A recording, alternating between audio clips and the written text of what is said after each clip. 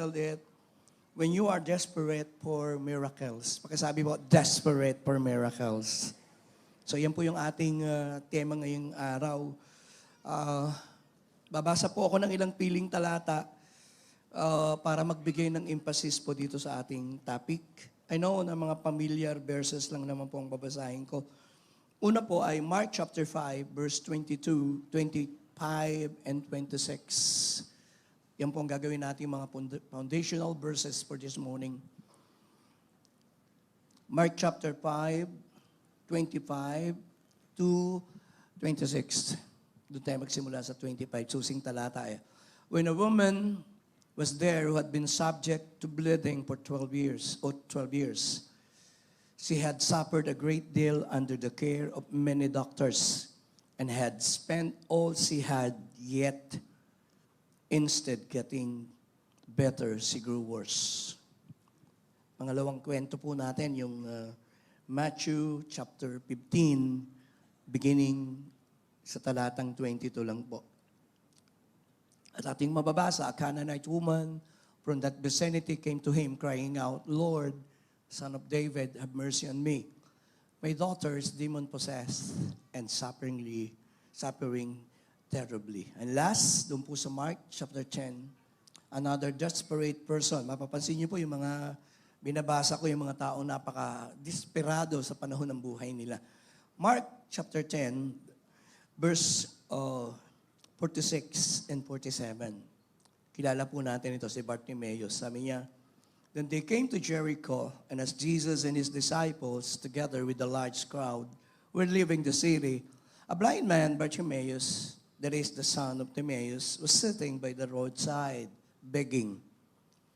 When he heard that it was Jesus of Nazareth, he began to shout, Jesus, Son of David, have mercy on me. Ang Diyos po ang magpapala ng kanyang buhay at banal na salita na bubulayin natin ngayong araw. Pinamagatan natin itong When You Are Desperate for Miracles. Ako po ay sa October 5 ay birthday ko. Advance happy birthday sa akin. At 60 blank. Teka muna Marlon. Pagulo ka eh. Nanggugulo ka eh. But kidding aside, this morning, I'll be 60 blank. 60 blank. 62 to be exact. And siyempre, when you are getting older, marami kang naobserbahan sa buhay. And one thing na hindi mo maiwasan, napansin ko po na we will surely experience desperation along the way. Sa pagdaan natin ng buhay, may mga kwento, places kung saan maramdaman mo na magiging desperate ka. Sure po yun. Kung kayo po ay hindi pa naging desperado sa buhay nyo, abangan nyo po. Coming soon. Sure po yun. Walang nakaupo rito na nagkaedad tayo o bata na hindi ka dumaan ng desperation sa buhay. Along the way, you will experience to be desperate. And sa panahon ng desperation na you are desperate, ang pinaka-importante po yung response. Makasabi sa katabi mo, response. Ang pinaka-importante po, yung desperate situation and places, hindi nyo po pwedeng iwasan yun. Ang pinaka-importante po yung response mo in the midst of desperation. Now, I'm glad that I don't have all the answer regarding the topic. But I'm glad that I have my Bible with me. I'm glad that I do have the Bible and the Bible do have the answer regarding desperation. Kung ikaw ay desperado ngayon, ang pinakatamang lugar na pupuntahan mo salita ng Diyos. Sapagkat sa salita ng Diyos ay nandun yung maraming kwento ng mga desperate people. So magsisimula po ako doon sa ilang initial observation sapagkat bago mag-sermon, siyempre alam natin ng konti yung background. Next slide. Pansin ko nga po that throughout the Bible, we see individuals who, in depth of their despair, turned to God and found strength and healing and comfort. So wala po akong mahabang oras. Mamaya ko nang bigay yung ilang example. Pero pag pinag-usapan yung desperation, iba-iba pong level ang desperation. At hindi lahat ng desperation ay bad. Hindi din lahat ng desperation is good. But along the way, kagaya po ni Jacob, Siya po ay desperate to be blessed. Sino po ngayong umaga, you are desperate to be blessed? Pakitaas yung kanang kamay. Ayun. Salamat po sa mga very honest. Sabi niya, Pastor, I'm desperate to be blessed. And there's nothing wrong with that. Si Abraham nakipag-wrestle sa angel, Genesis 32:26. At ang sabi niya, I will not let you go unless you bless me. How desperate he is. How desperate Jacob. Sabi niya, I will not let you go unless you bless me. Ganon siya kadesperado. Hindi kita bibitawan hanggat di mo ko pinagpapala. Matanong ko po kayo, kailan kayo naging desperate sa inyong prayers? At sabi niyo, Lord, I'm so desperate to be blessed. And true enough, binless ng Diyos si Jacob. Pinalitan pa nga yung pangalan, ginawang Israel. Doon sa Isaiah 38, napaka-desperate ni Hezekiah. Bakit di desperate? Ang sabi sa kanya, ihanda mo na lahat, mamamatay ka. And then, ang tugon niya, Isaiah 38, 1-5, in verse 4 and verse 5, ang ginawa po niya, he simply paced the wall. Umiyak siya ng umiyak. Narinig ng Diyos yung kanyang pagtangis. And then, habang naglalakad si Isaiah, palabas na ng court, ng palace, kinausap siya ng Diyos. Sabi ng Diyos, bumalik ka doon. At sabihin mo kay King Hezekiah, this is what the Lord, the God of heaven, is saying, I have heard your prayer and seen your tears. Paborito ko po yan. Sabi po ng Diyos, narinig ko ang iyong mga daing. Sino pong naniniwalang narinig ng Diyos ang ating mga daing? The other Sunday, nandun po ako sa church sa Hagonoy, pastor po dyan yung misis ko, anniversary nila, kaya wala po ako dito. Once a year lang naman yun. So sabi niya, baka naman pwedeng nandito ka. Sabi ko, natural, siyempre, ikaw ang asawa ko eh. Dapat andyan ako. So, senior ko po yung paborito kong kwento tungkol sa isang pamilya. Alam niyo po sa province, ang mga bahay ay, natural, probinsya, may mga palabigasan. Inaabot niyo po ba yung may mga palabigasan? Sino po yung nakaabot sa palabigasan? Pakitaas yung kamay. Yun. Eh normally, ang mga palabigasan natin, hindi naman mga kahoy. Eh ngayon, mga plastic na eh. Ang mga palabigasan, parang tao, plastic ang marami. But along the way, pag may palabigasan, meron ding gatang. Yun din yung ginagamit para kumadlo ng bigas eh. At sabi nung nanay sa kanyang anak, magsaing ka na.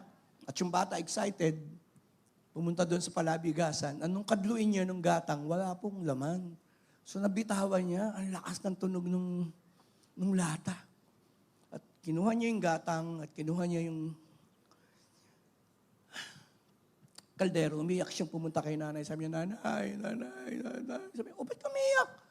Di ba inutusan niyo po akong magsaing? Wala na po tayong bigas, nanay. Woo! Sabi niya, huwag kang umiyak. Wala lang bigas eh. Hindi po yun ang problema ko, nanay. Narinig ng kapitbahay. Walang isasaing tayo, nanay. Para i-console po ni nanay yung anak. Sabi niya, anak, saglit.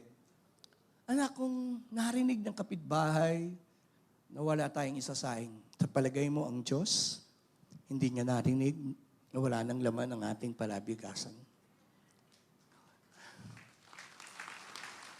Today, you are seated in the service. Sa palagay niyo, nakatatakas sa Diyos ang inyong mga buntong hininga. Yung malayo pa nga 15 at katapusan, wala ka ng budget.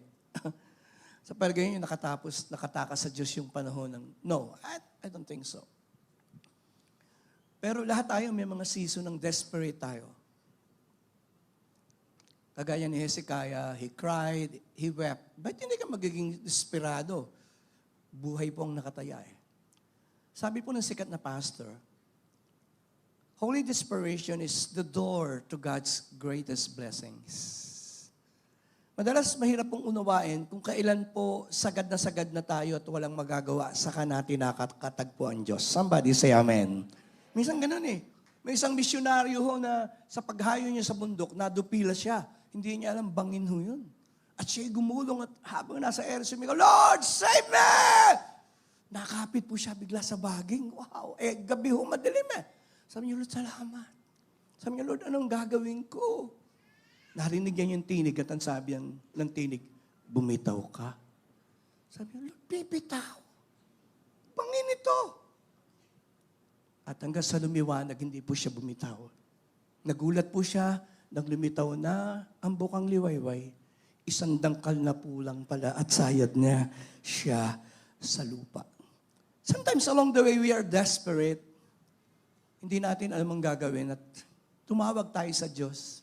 At ang sabi ng Diyos, itong gawin mo. Ang sabi mo, Lord, that is next to impossible. Sometimes it's hard to believe. But believe me, nararanasan natin ang himala kasi naniniwala tayo sa Diyos. So ito pong aking maiksing katuruan. 3 simpleng tanong na gusto ko pong i-address ang congregation, if you will allow me. How desperate you are to receive a miracle in your life. Gaano ka ka-desperado? Alam mo, Marlon, nung mga 3 weeks ago, doon sa prayer revival, pagkatapos ng prayer revival, may lumapit sa akin na mag-asawa, nagpakilala. Sabi niya, Pastor Joey, we were from Cavite. Sabi ko, yes, good. Pastor Joey, we attended your anniversary last year. Yung kamanghamanghang tagumpay. At nag-pray kayo ng breakthroughs. Pastor, ang prayer ko noon, wala kaming anak. Bit-bit po nung nanay yung bata. Sabi niya, Pastor, ito yung aking breakthrough. Sinagot ng Diyos ang aking panalangin sa inyong anniversary. Oh! Wow! Gaano po kayo ka-desperate for a miracle? Pumunta kayo rito. Hindi ko alam po yung miracle na gusto niyo. But how desperate you are. Gaano kalalim your desire to receive a miracle today. Kayo lang po nakakaalam. Number 2 question. How desperate you are to receive a change in your life. Ilan yung nakaupo rito ngayon na desperado ka, not for a miracle, but for a changed life. Sabi niyo, pagod na ako, Pastor. Pagod na ako na ganito ang buhay ko. Nung unang umaten ako ng service, I'm a young drug addict. I need to be changed dahil nung gabing yun, nung following day, namatay yung kaibigan ko, kumargang ng siyam na atiban. Eto ako ngayon, hindi ko alam ang gagawin ko. And I attended the service, somebody preached the word of God. I'm desperate to be changed, pero hindi ko alam. But hindi ko alam that day when I heard the word of God, that is the crossroad. And my life was changed. Ilan po yung nakaupo rito, mga visitors namin, nasa crossroad ka ng buhay. At sabi mo, pinagbigyan ko lang yung kaibigan ko, kaya ako umattend dito. Who knows? While you attend the service, God will speak to you. And I pray, kanina pa po, sa pray worship, lahat ng inupuan niyo po. Kaya ako confident na pwede kayong i-bless ng Diyos. Lahat po ng silyang yan, bago niyo inupuan, may nag-pray po dyan. Someone touched the chair for you. Someone cried for you before you sit in the chair today. That's why I am too confident to preach. Believing that this God will bless you today. Kahit natutulog ka pa. Wala pong gano'n. Walang natutulog. Kuhan lang po ako para lang masaya. Pangatlo, before we start, how desperate you are to receive a breakthrough in your life. Gaano po kayo ka-desperado? Naghihintay ka ng breakthrough, siguro. Naghihintay ka ng promotion. Naghihintay ka ng anak sa buhay mo. How breakthrough? Naghihintay ka. So, iyan po yung ating topic today. So, 3 bagay lang po. Bibilisan ko para di ako mabagal, siyempre. Let's have a simple definition. What do you mean by desperate? Ayan. Simple definition and explanation. What is desperate? In the Bible po, the word desperate is often used to describe a feeling of extreme hopelessness, urgency, or despair. Pag sinasabing desperate, ibig sabihin ay nandun ka sa kawalang pag-asa. Tagalog. Nandun ka sa urgent, talagang kailangan na. G na G. Gipit na gipit. Desperado. You are desperate for something. For a miracle, for an answered prayer, for an answered prayer. And there are 2 kinds of desperation. May tinatawag po na bad desperation. Hindi siya bad dahil bad siya. Naging bad ang desperation because naging mali ang iyong response. Pakisabi po, wrong response. Lahat ng senaryo, lahat ng places of desperation, they are not wrong in itself. Nagiging mali lang yung desperasyon sapagkat naging mali ang pagtugon. So may tinatawag po na holy desperation. Pakisabi po, holy desperation. Holy desperation, ito po yung desperation na it is good dahil naging tama yung tugon. Yung pong mga binasa kong kwento kanina, the bleeding woman, desperate for a miracle. Tumanggap siya ng himala. Si Bartimeo, blind, desperate for a miracle. Tumanggap din siya ng himala. Pero naging tama kasi yung tugon nila sa kanilang sitwasyon. Ganon din po tayo.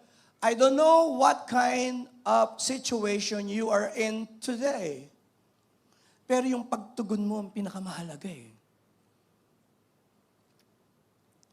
Sino nga ba yung nakaupo rito at sabi nyo, pagkatapos ng service, malalaman natin kung maghihiwalay na tayo o hindi. Napaka-desperate I don't know. So when you talk about desperation, a desperate situation can bring out the best in you or the worst in you. Ang anumang desperate situation pwedeng magdala ng pinakapangit at pinakamaganda sa iyo.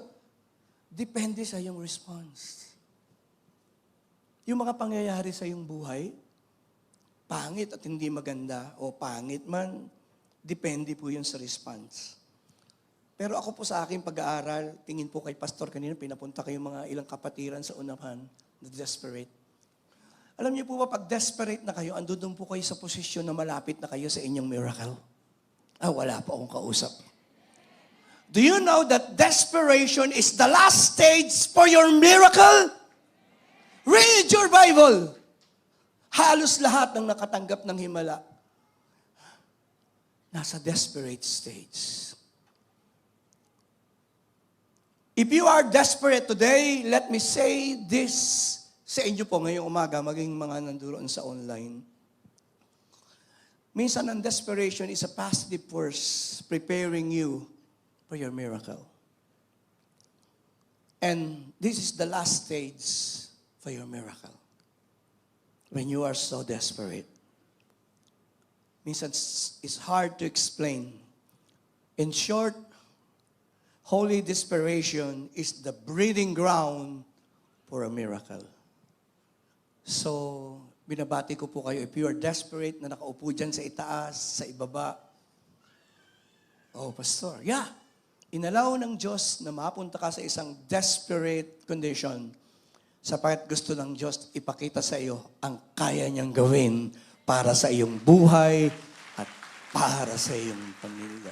Kasi po, hanggat may magagawa ka, kasi yun po pag sinabing desperate, dumating ka sa pinaka-end part ng iyong buhay at sabi mo, I gave up. Ang Diyos lang ang pwede kong asahan. Wala na akong pwedeng asahan. Sino man. All I can do is to trust God. Next slide. 3 simpleng paliwanag ng desperation from the context of the Bible. It is a feeling of needing or wanting something very much. Kung kayo po yung may need ngayong araw na ito, maharahil baka dinala ka ng Diyos sa ganyang sitwasyon. I remember the story of Hannah. Wala po siyang anak for many, many years ng kanyang buhay. And 1 Samuel, can we show chapter 1, verse 10 to 11. Nagpunta po siya sa temple na lagi niyang ginagawa. And that day, sabi po sa verse 10, in deep anguish. Pakisabi po, in deep anguish.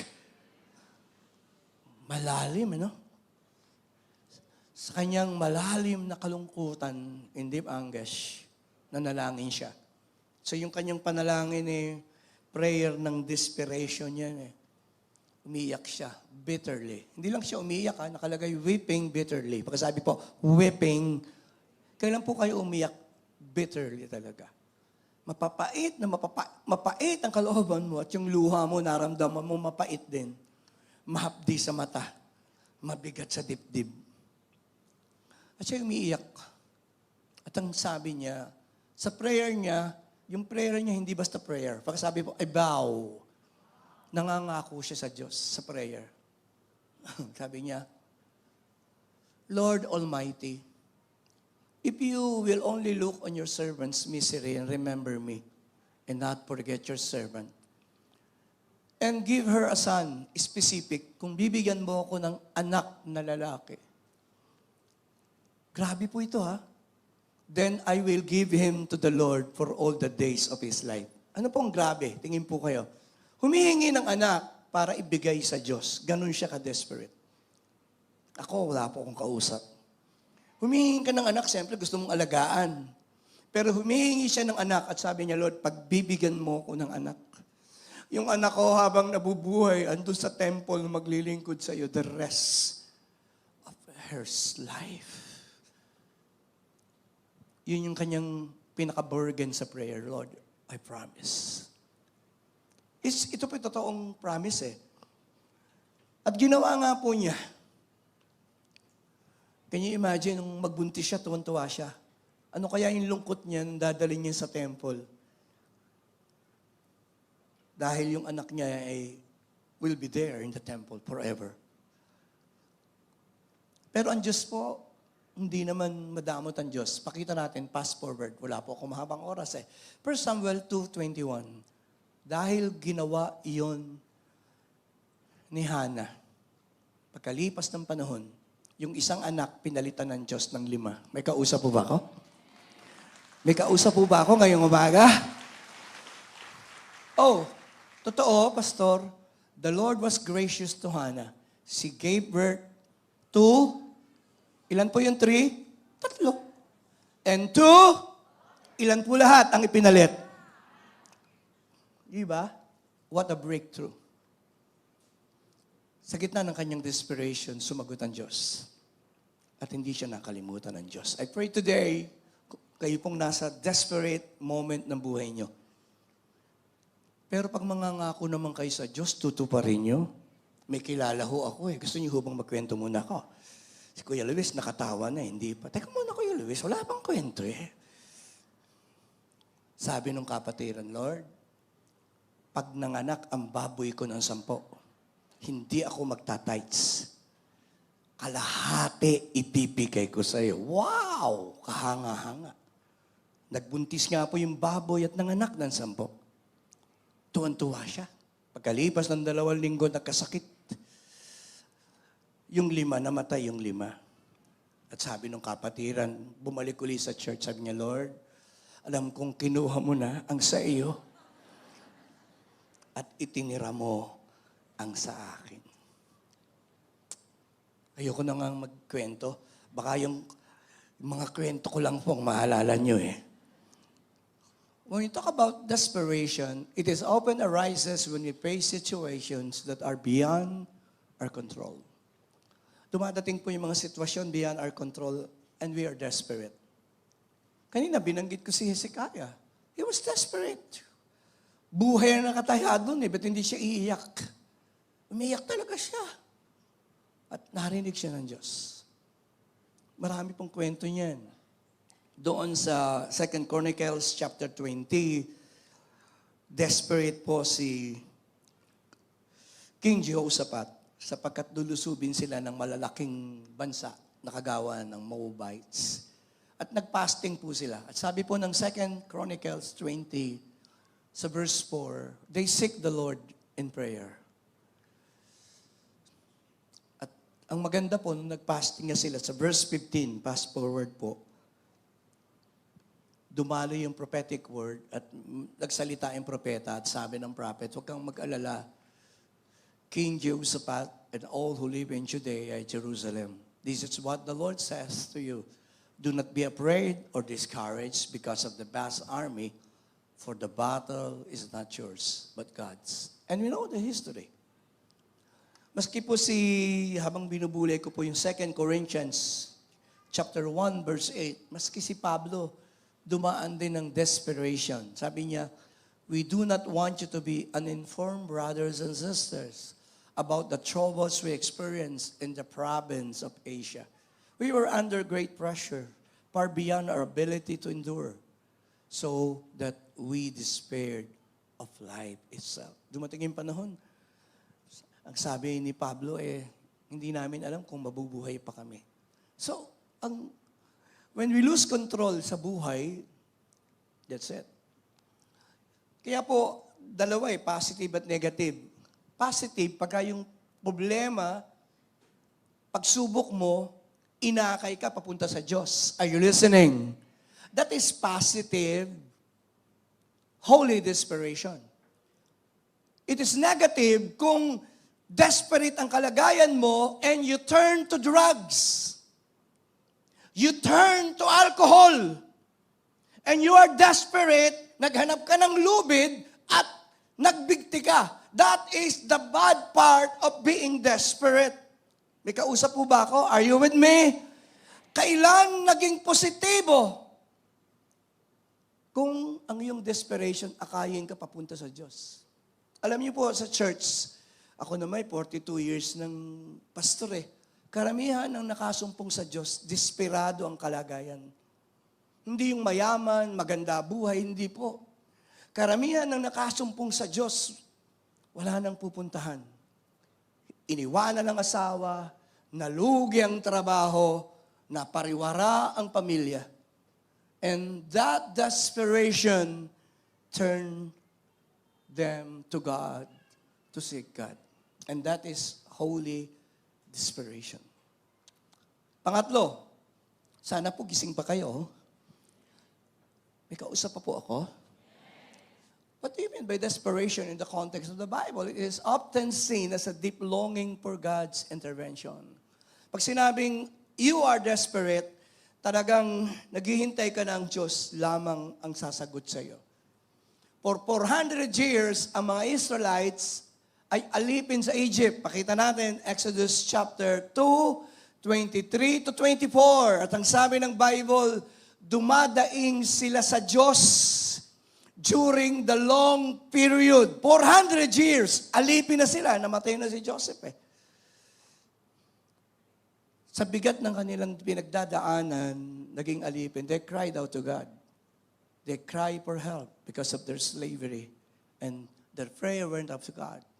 And then according to verse 24, ano nakalagay sa verse 24? God heard. Naririnig pala ng Diyos yung mga buntong hininga nyo. Narinig ng Diyos yung pagbuntong hininga. Pag napapagod ka na, sabi mo, ay, buhay.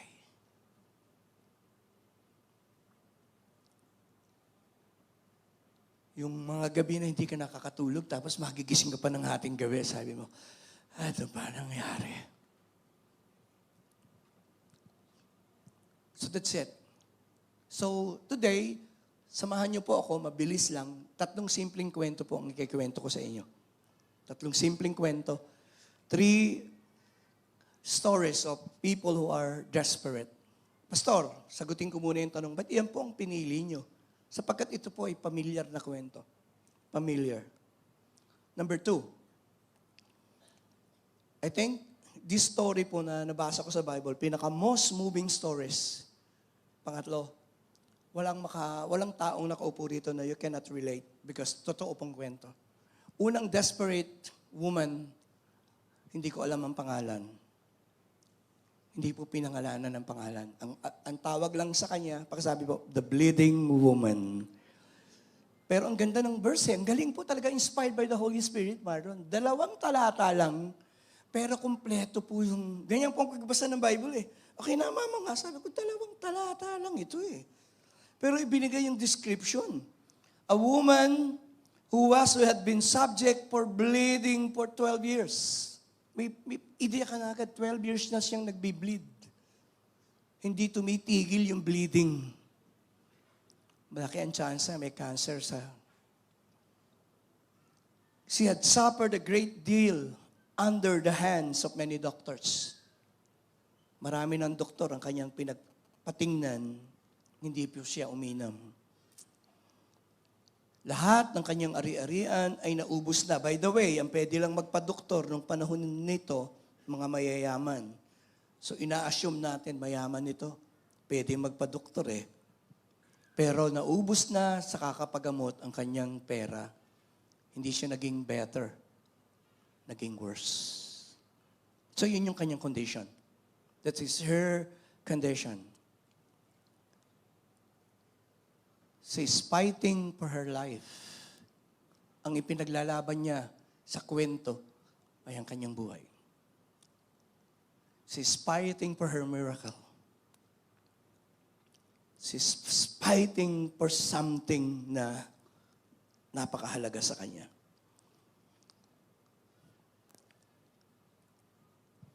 Next slide. And she was hopeless. Alam niyo po, pag may sakit tayo, sickness is a great interrupter of life. Pag may nagkasakit sa pamilya, hindi na nagiging normal ang buhay. Nagkasakit si tatay, hindi na makapagtrabaho. Nagkapasakit si nanay, nagkasakit si bunso. Sickness is really a great life interrupter.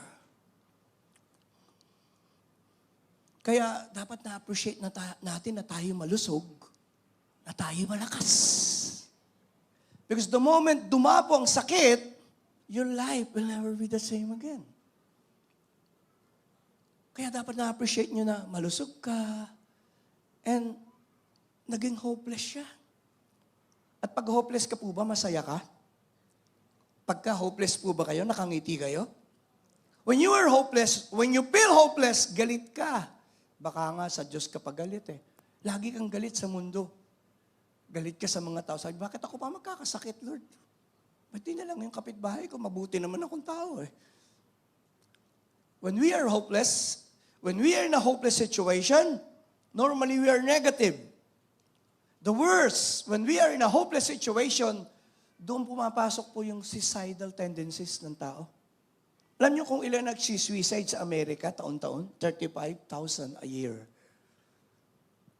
Dami, pastor. 35,000 they attempted suicide last year. Kung saan mas marami at mayaman na bansa, the higher the suicide rate.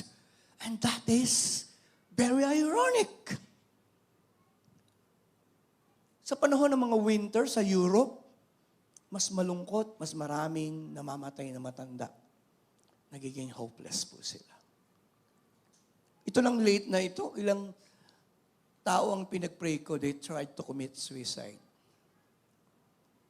Yun yung worst scenario ng hopelessness. May kausap pa po ako. But, ang ganda ng verse 27. Pakita nga natin verse 27. Sa gitna ng kanyang kawalan ng pag-asa, biglang dumating yung bukang liwayway. She heard about Jesus. Pakisabi nga sa katabi mo, she heard about Jesus. That is the twist of the story. Lahat ng binanggit, she heard about Jesus.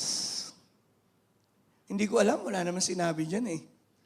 Narinig niya si Jesus. Ano kaya yung narinig niya? Marahil narinig niya yung mga ginagawang himala ng Panginoong Jesus. Doon po umusbong yung pananampalataya.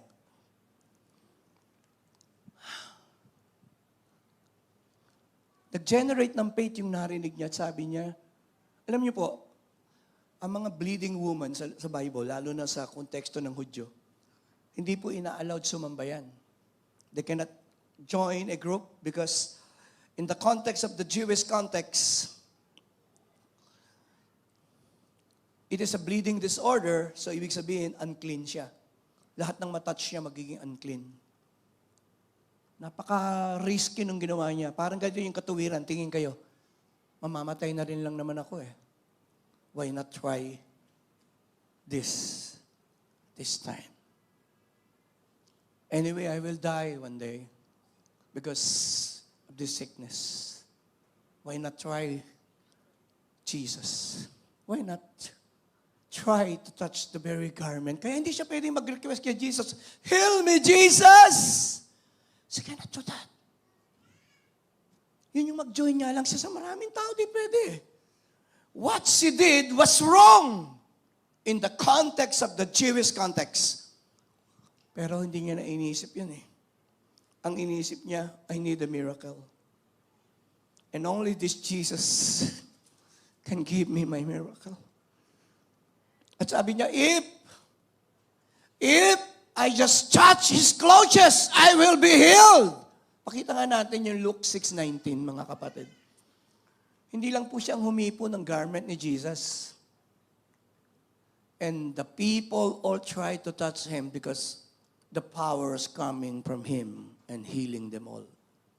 Siya lang yung na-record, specific na kwento. Pero maraming humipo ng laylayan ng damit ni Jesus at gumaling. At hinawakan niya. And the miracle. It is interesting. Ang daming umihipo. Pero nung hinawakan niya, lumabas yung anointing to heal. Porque sabi mo, anointing to heal. Nahigop niya. At alam niya, magaling na siya. At eto tumigil si Jesus. Sabi ni Jesus, sino humipo sa akin? Sino humipo sa akin?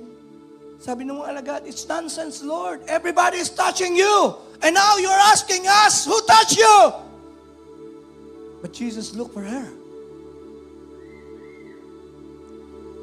Nanginginig yung babae kasi alam niyang sa Jewish context, that's wrong.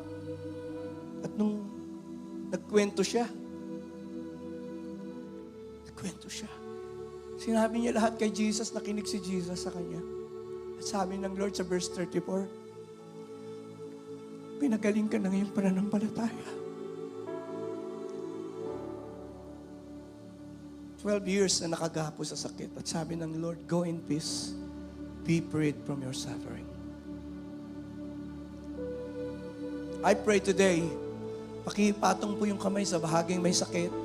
Kung meron, let your healing presence, Marlon. I just pray today, because I'm teaching about faith. I pray today that your faith will attract the healing touch of the Lord. Let your healing presence flow in this place. Let me receive your healing grace. Oh, Jesus, touch me, and I will be healed. Touch them, Lord Jesus, as I release their faith to you. Touch and let your healing touch. Release your faith for your miracle today. Let your healing presence touch the poor corners. Let your healing presence flow in this place. Let me receive your healing grace. May nakapatong po ang kamay sa ulo and the Spirit of God is touching you right now.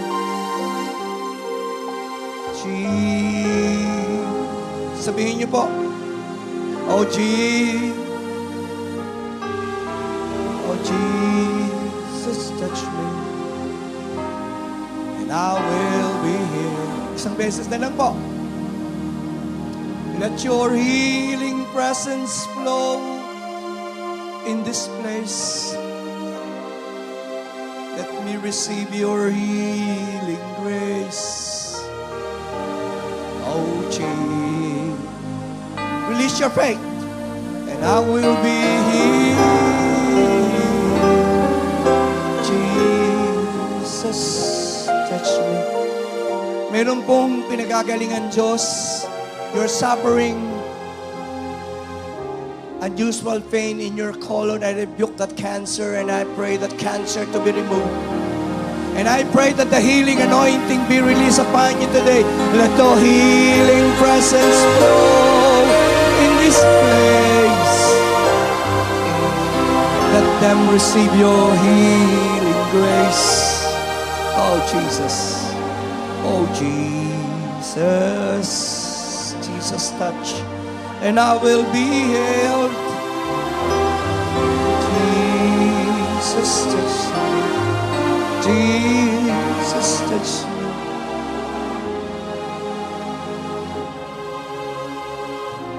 Release your faith for today. Tingin po kayo. Magpipray po ako hindi para sa inyo. Maybe someone in your house is sick. Your mom, your dad, your brother, your sister. Father God, I pray. Maganda po ngayon, wala kayong sakit. Praise God. But how about the people who are sick? They need the touch of God. Do you know that your faith, yung faith nyo ay pwedeng gamitin ng Diyos to minister to them? Do you know that? Lord, I pray today, habang nakayuko ang kanilang mga ulo, magmi-minister po kayo, maging sa mga mahal nila sa buhay, sa tahanan, maging sa na-hospital. Hindi po kayo nalilimitahan. I simply pray for the healing bridge. Maging ang mga nanonood sa online, may your healing anointing be released. Release our faith in Jesus' name. Somebody say, Amen. Pakipalakpakan po natin ang Lord. Another story. Desperate po yan for a miracle. Another woman. Sino po yung mga nanay? Pakitaas pong kamay. Wow. When was the last time you were desperate kasi yung anak mo may problema? Yung anak mo may sakit. Pwede ko po bang patayuin mga nanay? Pwede ba ako mag-pray po sa inyo? Because I don't know ilang nanay ang nandito. Desperate for the family. Desperate for... Father, I pray. You impress my heart to pray sa bawat nanay. Hindi ko alam why they are desperate for today. Aabutin niyo pong bawat nanay na narito. Abutin niyo po sila. Ano man ang sitwasyon na iniiyak nila. Ano man ang sitwasyon na nakakasakit sa kanila. Ano mang sitwasyon na nakakapagabag sa kanila. Abutin niyo po ang bawat ina. Abutin niyo po sila. Salamat po. In Jesus' name we pray. And everyone will say and agree. Amen. Makakaupo na po tayo. This woman was, hindi, again, kagaya nung nauna, hindi rin binanggit yung pangalan eh. The name was not mentioned. But, medyo iba yung kwento. Yung kanina na humipo, Jewish yun. This time, ang kwento, hindi siya Jewish. She's a Gentile woman, a Canaanite. Yun po yung kwento para maganda. Pag sinabing Canaanite, hindi Hudyo. Hindi siya bahagi ng covenant. So para makatanggap ka ng miracle, kailangan mo ng unusual faith. Sapagkat during the time, ang ibig sabihin po, wala pa yung dispensation nila. During the time, yung hinihingi niyang miracle, tingin po kay Pastor Joey para lalong ma-appreciate yung Bible at ganda ng kwento. Hindi pa panahon para ka makatanggap ng himala na mayroon ka. Ang dami pong hadlang. Una yung race. Paano ako tatanggap ng himala? Hindi ako Hudyo. Gentile nga ako eh. Tingin po kay Pastor, from a cursed nation. Part of a cursed people. Pero wala na siyang magagawa. Ang anak niya ay naalihan ng demonyo. Yung lugar niya, lugar ng maraming idolatry. That is why demon possession is very natural. Kaya po parang nakakatawa yung kwento pag tinignan mo. A Gentile woman crying to a Jewish Messiah, yun po yun. Can you imagine, you were a Gentile, but you were crying to Jesus and the Messiah is a Jewish. So yun po yung mga hadlang, mga blockades along the way. Pero may need po siya. Bakit siya nandito ngayon at nakaluhod sa harapan ni Jesus? Ang kanyang anak ay inaalihan ng demonyo. May kausap pa po si Pastor Joey? May kausap pa po ako? That's the story. What brought her to Jesus? The desperate condition of her daughter.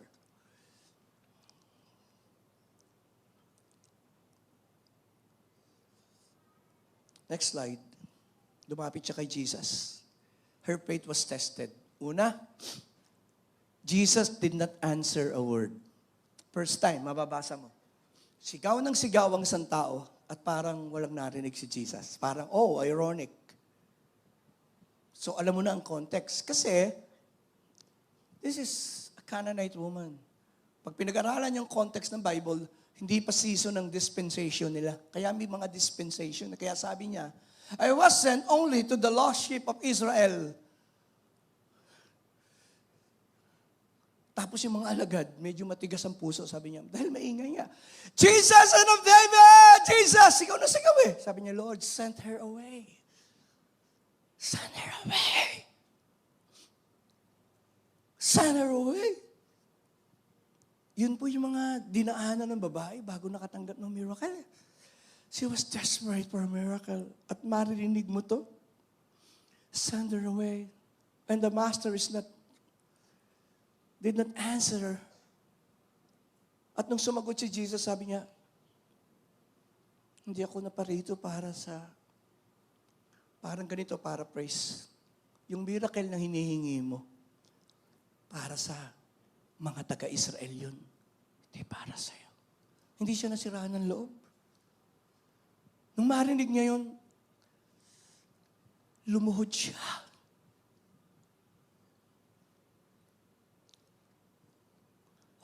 What an attitude. Sabi niya, Lord, help me.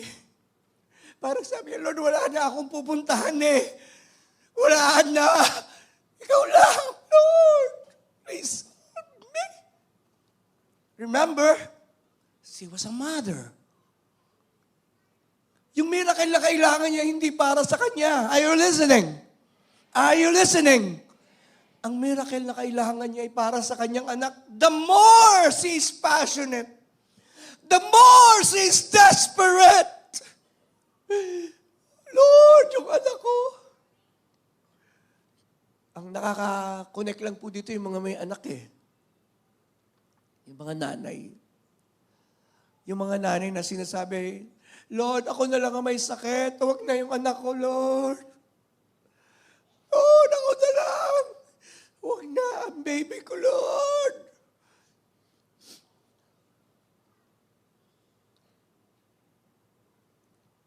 That is the picture. As I have said, pinili ko po yung kwento kasi sa salitang kanto. Sorry po, pasok na pasok sa pang-araw-araw nating buhay. Kaya pinatayo ko yung mga nanay kanina. Naiintindihan mo, pag nasasaktan yung anak mo, you wept, you cry, when your children are. And then, out of desperation and faith, next slide, and we close in 5 minutes. Kaya pa ho ba nyo, 10 more minutes? Wala po ako nung 2 Sundays, so gagawin na po nating 17 minutes. Sabi, hindi tamang ibigay ang pagkain ng mga bata. Parang, eto ka, kumakain ng Jollibee yung anak mo, tapos katanggalin mo yung pagkain sa anak mo, bibigay mo sa asa. Sabi niya, enjoy! Sabi niya, hindi mo gagawin yun. Sapagkat yung kinakain ng bata na Jollibee, nag-i-enjoy, na-promote ko pa yung Jollibee. Yung kinakain na McDonald's. Pero yung babae talagang sabi niya, Panginoon, kahit naman yung mga mumo, yung term niya, yung mga mumo, yung mga tirang pagkain, pag nahulog, Lord, Lord. And the Lord was touched. Sabi ng Lord, great is your faith. Tingin po kay Pastor. Nagtuturo kasi po ako ng New Testament survey. Nagtuturo ako niyan eh. 2 lang beses si Jesus naggulat about faith. Ito po yung Matthew 15 saka Matthew 8. Ang twist ng storya, please look at me. Ang nagpakita ng greater faith sa Bible, hindi mga Hudyo, Gentile. Yun yung twist ng panulat ni Matthew. Ang naghanap kay Jesus ay hindi mga Hudyo. Gusto nga siyang patayin ni Herod eh. Ang naghanap kay Jesus ay mga Magi. So that is the twist of the story. And now, sabi ni Jesus, woman, great is your faith. Kasama po ba ng nanay yung anak na inaalihan ng demonyo? Sagot, hindi. At sabi ni Jesus, umuwi ka na sapagkat magaling na ngayon ang iyong anak. God is not limited by space and even time. Aren't you glad that our God is our powerful God? Somebody say Amen. Let your healing presence flow in this place. Let me receive your healing grace. Jesus, kaya pong abutin ng Diyos ang anak mo na tumataka sa iyo. Kaya abutin ng Diyos ang pinakamatigas na puso. Kaya ng Diyos. Pwedeng i-ignore ng anak mo ang mga text mo, ang mga tawag mo. Pero hindi niya pwedeng i-ignore ang paghipo ng Diyos as we pray. Let your healing presence flow in this place. Hallelujah!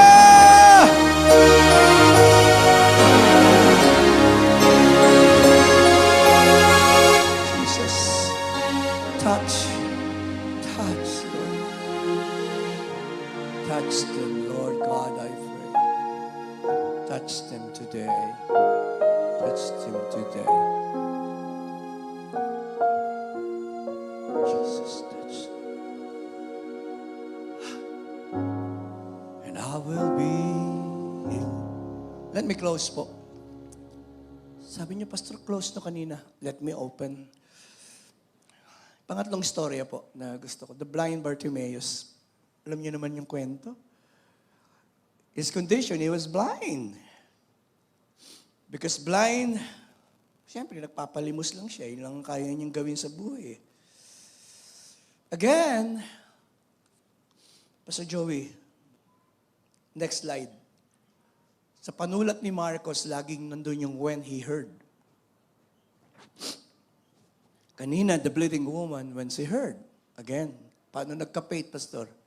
When he heard. Kaya mahalaga po yung nakikinig ng salita ng Diyos When he heard that it was Jesus. Bulag siya siyempre. Palabas na si Jesus Walang na-record po. Aralin niyo. Walang na-record na miracle si Jesus sa Jericho.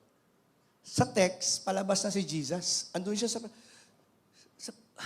sa pinaka-gate At sabi niya, narinig niya si Jesus of Nazareth.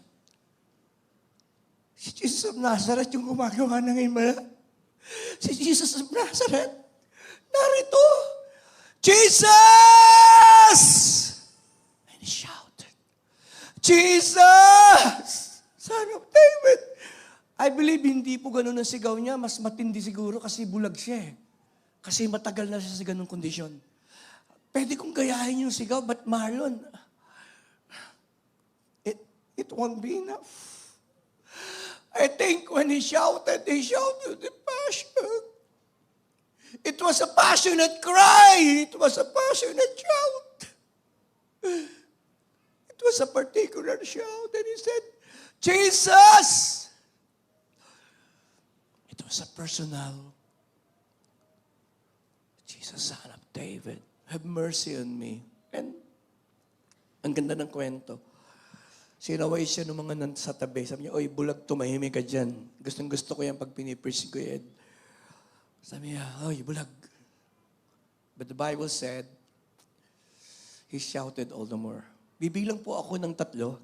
Pwede po bang sigaw tayo ng pinakamalakas na sigaw ng hallelujah? 1, 2, and 3. Ngayong umaga. Oh, shouted. And alam na natin yung kwento, tumigil si Jesus. Sabi niya, anong gusto mong gawin ko? Sabi niya, gusto ko pong makakita. And the Lord touched the eyes and sabi ng Lord, next slide please. Your faith has healed you. Tingin po kay Pastor, napansin niyo po ba yung kwento, lahat ng kinuwento ko? Lahat nang nagsalba sa kanila at naging dahilan ng kanilang himala. The bleeding woman, the Syrophoenician woman, lahat ng yun is about faith. Pero sabi po, faith. Sa inyo pong desperadong kalagayan, It takes faith to experience the miracle of God. And immediately the Bible says, tinanggap niya yung kanyang himala. Let me close with a simple application na pwede nating dalhin sa pang-araw-araw. Ano yung unang matutuhan natin pang-araw-araw? Una, desperation isn't always bad. Bad lang ang desperation pag mali ang ating pagharap sa desperation. Kung sa panahon ng desperation, nakita mo na wala kang magagawa. Kung sa panahon ng desperation, this desperation leads you to search your heart and to draw near to God, then this desperation isn't bad. Dinala ka ng Diyos sa isang kalagayan na nakita mo na, Panginoon, wala akong magagawa. Maliban na kumilos ka sa buhay ko.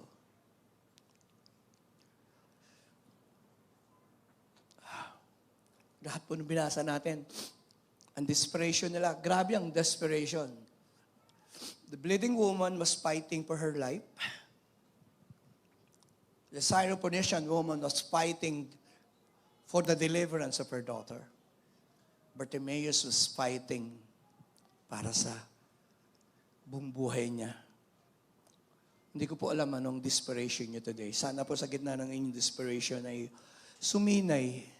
Makita niyo na kailangan ko ang Panginoong Yesus. Kailangan ko ang Diyos.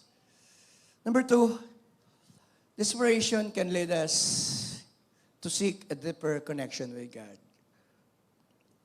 Like Hannah, mas lumalim yung panalangin niya. Sana po sa panahon ng desperation, lalo tayong matutong manalangin. Number 3, desperation can also teach us valuable lesson about faith and resilience. Hindi basta nakuha ng babae yung miracle niya. Mayroon siyang faith. Pinaglaban niya yung kanyang faith. Sabi ko nga, he risked her life. Sabi niya, mamamatay din lang naman ako isang araw eh. Why not? I-try kong makipagsiksikan at hawakan ng laylayan ng damit niya.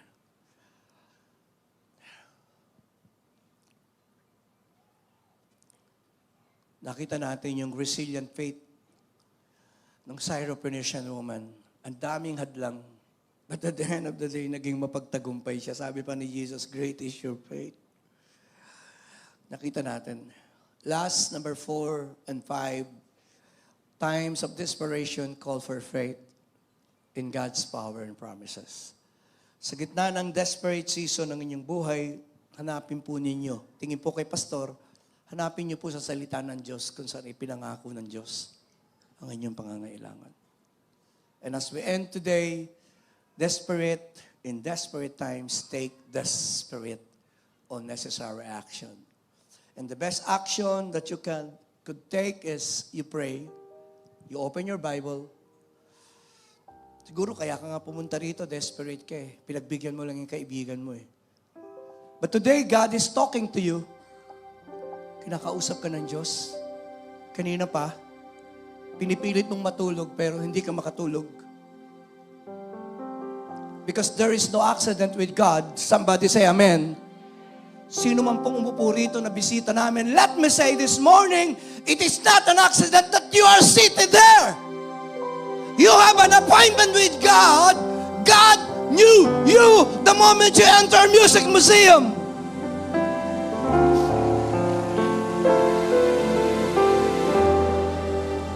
God knew you. Kaya po ako ganito ka-desperate mag-preach. Siguro sabi, bakit yan si pastor? Who knows, this is the last time you will hear the preaching in God's word and that is the end. I don't know.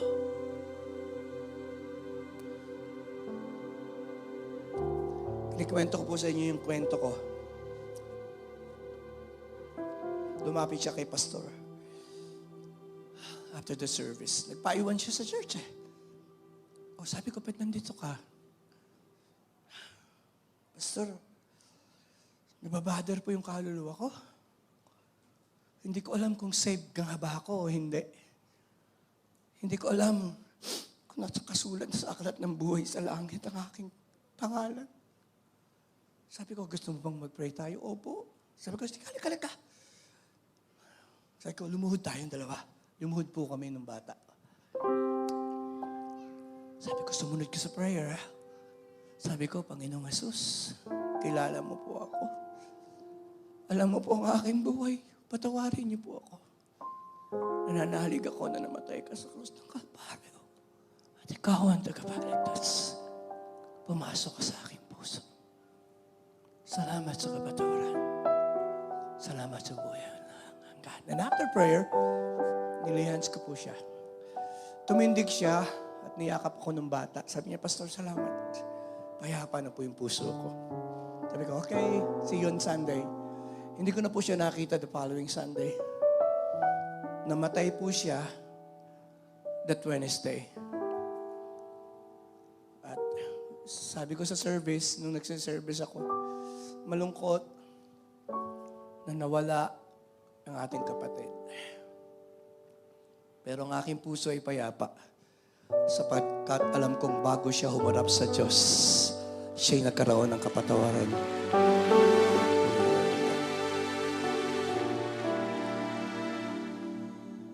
Many years ago, may member po tayo na nasa gasaan dyan sa Valenzuela. Isang drug addict siyam yung namatay, sinagasaan. Addict talaga. Siyam. At pumunta po tayo. Nagpakilala po ako sa tatay. Sabi ko, si Pastor Joey po ako. Tumungo naman. Naupo po ako sa tabi. Ang haba ng oras. Hindi po siya nagsasalita. Natural, hindi rin ako nagsasalita. Sa isang naninimdim, walang sasapat na paliwanag. So, I did not talk. I just sit there, close. Nung magbukas siya ng bibig, pagkakataon na. Kaya lang ang hirap ng tanong niya. Sabi niya, Pastor, nasaan ho ang Diyos nung nasa gasaan ng anak ko? Hindi ba ako kumikibo? Sapagkat alam ko po yun, sa counseling, you just listen. Pagkalipas ng ilang saglit, sabi ko, pwede po ba kami mag-pray bago kami umalis? Pumayag naman siya. Nag-pray po kami, umalis na po kami, the rest is history. Pagkalipas ng ilang panahon, nagpasabi yung tatay, ilang years nang lumipas. Pakisabi naman kay Pastor Joey, salamat sapagkat nung araw na ako'y naninimdim, umupo siya sa tabi ko.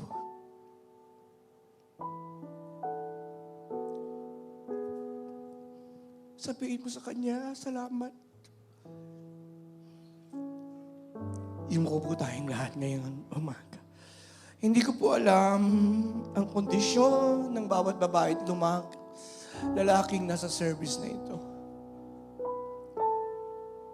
The best I can, Father, the best I knew.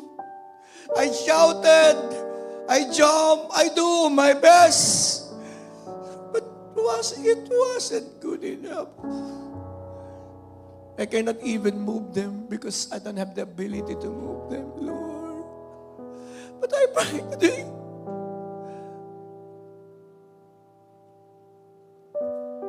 Draw them nearer and closer to your heart. Naway masumpungan nila na sa gitna ng kanilang desperate situation, may isang Diyos na kasinlapit lang ng tamang panalangin. Tingin po kayo kay Pastor. I will just ask you this. Bow your head maya-maya and just whisper your prayer. And believe me, God is listening. Bow your head, please. Just whisper. Just whisper. Just utter a simple prayer today. Lord God,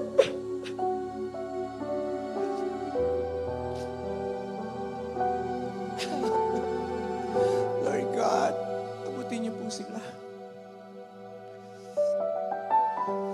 Abutin niyo po sila. Salamat po. Salamat.